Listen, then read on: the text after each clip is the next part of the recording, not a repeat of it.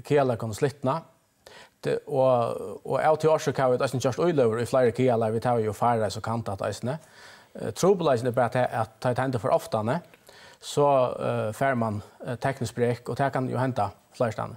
Men hvor løtte det ikke kelen utan og ikke her Kjeljabatan dretja? Du sier noen kanninger visst, men man kunne kanskje huske seg at det suttje at her noen Kjeljabatar som dretja, så husker man kanskje hjem. Så får vi ikke lette kelen her, vi heldig være fireværende et snær. Jo, men det argumentet kommer jo brukt om alla möjliga fiskeleier. Kelen ligger jo I jakten ymsa fiskeleier, og det jo nøye at man legger en sjåkel. Man gjør de metningarna som lykkes som leggjande halter at man fyrir hvordan kelen ligger, og det så man fyllt. Da. Nu ligger så kelen her. Skulle så bare finne noe nøye at det noe som henter I en middelbilde? Vi tar var gjørst. Her til har vi drømt at kommer til ved myndelægar og reierier og så videre I Orkney.